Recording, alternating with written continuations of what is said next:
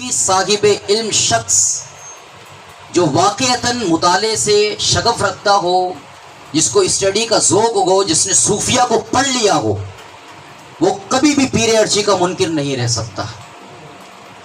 ہمارے اپنوں میں سے جنہوں نے پیر ارچی کی مخالفت کی ہے، المیہ یہ ہے کہ علم ظاہر کی طرف تو ان کا شغف بہت زیادہ رہا، قیل و قال میں تو کمال ان کو حاصل رہا، بظاہر تفقہ ظاہرہ اور فقہ کے مسائل اور فقہ کے احکام میں انہیں کمال تو حاصل رہا، مگر صوفیہ کی عبارات اور صوفیہ کے معیارات اور صوفیہ کی قائم کردہ جو طریقت، تصوف اور سلوک کی تعلیمات ہیں، ہمارے ان اپنوں نے جب صوفیہ کی تعلیمات سے روگردانی کی تو انہوں نے پیر ارچی کا انکار کیا ہے۔ اگر پیر ارچی رحمہ اللہ کو سمجھنا ہو تو ہمیں صوفیہ کی بارگاہ میں حاضر ہونا ہوگا۔ یہ ایک دعویٰ جو میں نے آپ کے سامنے کیا کہ جن لوگوں نے حضرت مبارک صاحب رحمت اللہ تعالی علیہ کے کمال، عروج، آپ کی روحانیت اور ولایت کا انکار کیا، انہوں نے کما حق ہو تصوف کو نہیں سمجھا۔ یہ دعویٰ کے دلیل کے طور پر سب سے پہلی بات جو میں آپ کی بارگاہ میں عرض کرنا چاہتا ہوں، وہ سلسلہ نقش بندیہ کے مربی کامل سرخیل بزرگ حضرت مجدد الفسانی شیخ احمد فاروقی سرہندی نور اللہ مرکدہ کی ذات کا ایک واقعہ ہے۔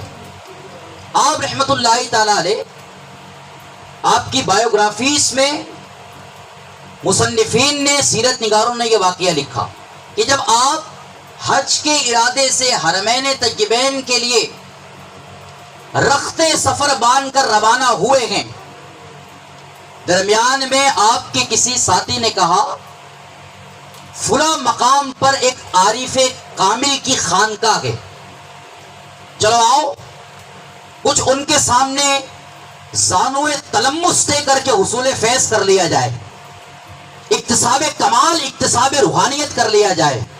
حاضر ہو گئے حضرت باقی باللہ رحمت اللہ تعالی علیہ کی مجلس مبارک میں۔ حضرت باقی باللہ رحمت اللہ تعالی علیہ نے مجدد پاک سے استفسار فرمایا، پوچھا کہاں کا ارادہ ہے؟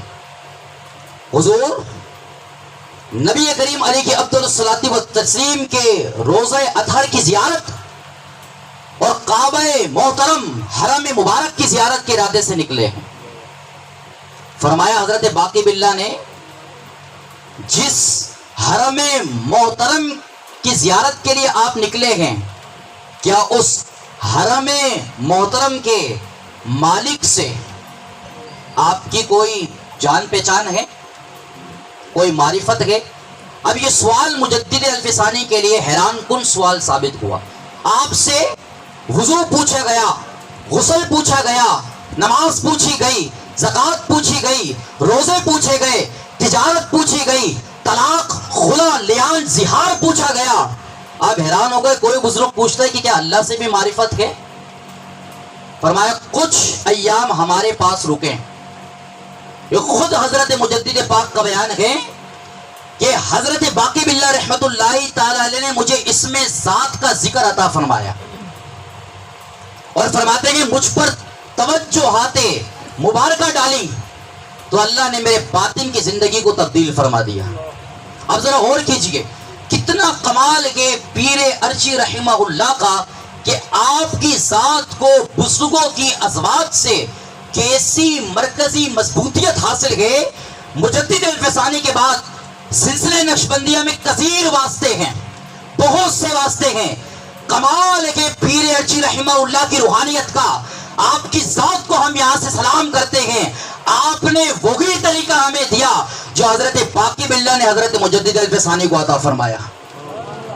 بڑی کمال کی بات گئی، ورنہ آج ہم دیکھ رہے ہیں کہ جو لوگ صاحب خلافت بن کر مسند ارشاد پر بیٹھتے ہیں، وہ اپنے بزرگوں کے قائم کردہ پیرامیٹرز، بزرگوں کی قائم کردہ تعلیمات، بزرگوں کی قائم کردہ تربیتوں کو بھول جاتے ہیں۔ اپنے پاس سے سلسلے میں ایڈیشن ہوتا ہے، قوالیاں سلسلے میں نہیں ہوتی، ڈال دی جاتی ہے. لباس کی پابندیاں کرواتے تھے بزرگ، لباس کی پابندیاں ترک کر دی جاتی ہیں. اسی طرح مرشد کے حوالے سے صوفیہ جو تعلیمات فراہم کرتے ہیں، آج ہمیں خال خال سلسلوں میں ان تعلیمات پر سالکین کا عمل نظر آتا ہے. قربان جائیے پیر ارشد رحمہ اللہ کی ذات پر کہ آپ کو اللہ نے اپنے سلسلے کے بزرگوں سے وہ مرکزیت، مضبوطیت عطا فرمائی کہ آپ کا طریقہ وہی طریقہ ہے جو ہمیں حضرت مجدد الفسانی رحمت اللہ تعالی کی سیرت میں ملتا ہے.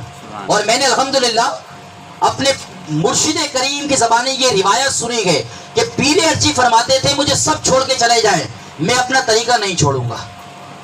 جاؤ یہاں سے، سب چلے جاؤ. اگر یہ تمنا رکھتے ہو کہ میں اپنا طریقہ تبدیل کروں گا، تمہاری منشا کے مطابق، تمہاری مرضی کے مطابق تمہیں لے کے چلوں گا، آپ فرماتے تھے مجھے سب چھوڑ کے چلے جائیں، میں اپنا طریقہ سلوک، میں اپنا طریقہ تربیت نہیں چھوڑوں گا جو مجھے میرے بزرگوں سے ملا ہے. یہ مرکزی مضبوطیت تھی جو اللہ نے آپ کو اتنا کمال عطا فرمایا کہ نگاہ میں وہ تاثیر رکھی. جیسا کہ مفتی صاحب نے بیان فرمایا، نگاہ کی وہ تاثیر تھی، نگاہ نے وہ انقلاب برپا کیا ہے. بڑے بڑے صاحبین قال، بڑے بڑے صاحبین خطاب، بڑے بڑے صاحبین بیان کے بیانات بھی آج وہ انقلاب برپا کرتے ہوئے نظر نہیں آتے. پھر دوسری بات، دوسری دلیل، حضرت امام سنت شاہ امام احمد رضا خان فاضل بریلی نور اللہ مرکزوں کو جس نے پڑھا کہ حقیقتاً آپ کی تصوفانہ گفتگو جس کے علم میں ہے، پیر ارچی کا وہ انکاری نہیں رہ سکتا. 26ویں جلد امام اہل سنت کی فتاوی رضویہ کی رسالہ کے اسرار سلوک، امام اہل سنت نے چند اشعار کی تربیت کرتے ہوئے جہاں تجلی ذات کی تشریح فرمائی ہے، امام فرماتے جب کسی سالک پر، کسی مرید پر، کسی بندہ مومن پر اللہ کی ذاتی تجلی کا نزول ہوتا ہے تو وہ فنائیت کی طرف ڈائیورٹ ہوتا ہے، اس کی ذات میں فنائیت پیدا ہوتی ہے.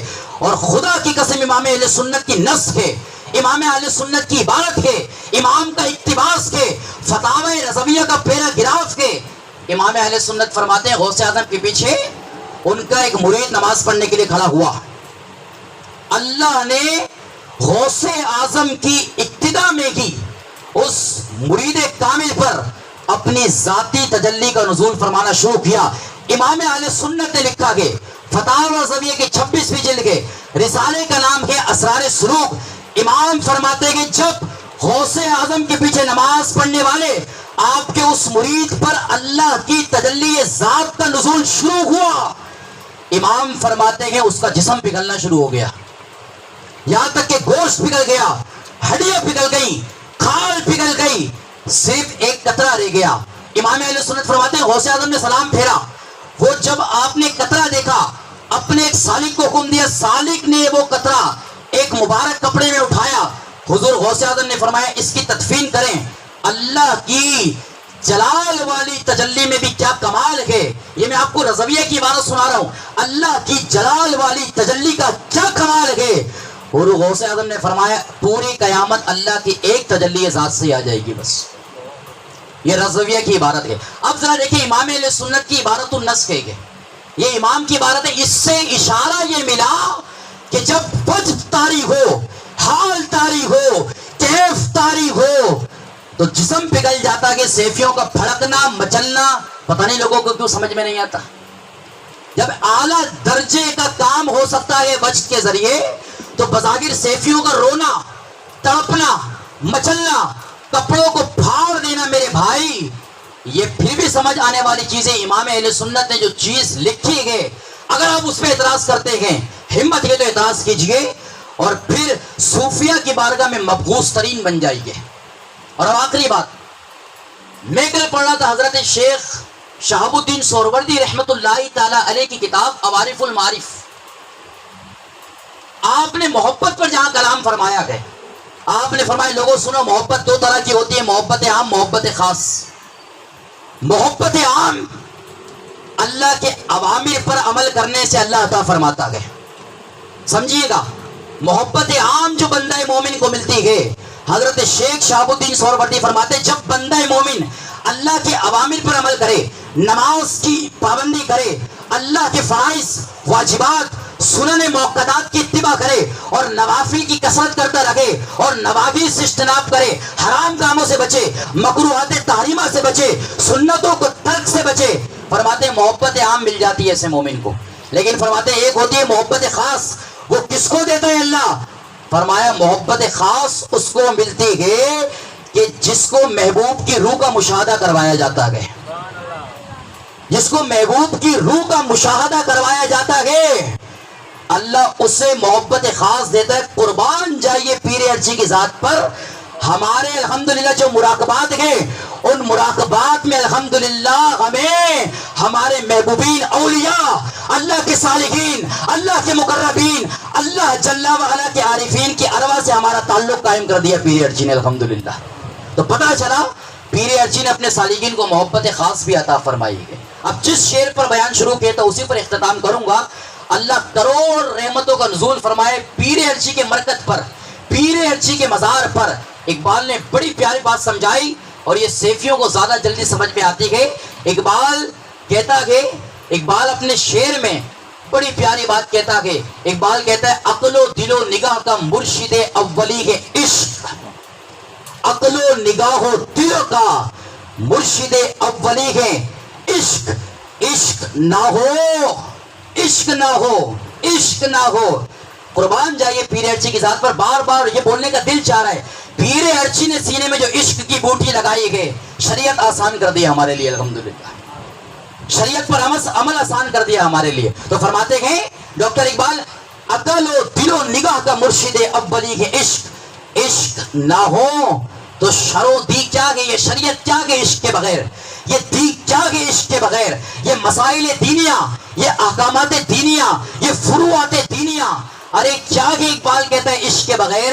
اقبال نے بڑی ہارڈ بات لکھی. اقبال کہتا ہے عشق نہ ہو تو شرع دی بت کدا تصورات. بس یہ بت کدا تصورات ہیں.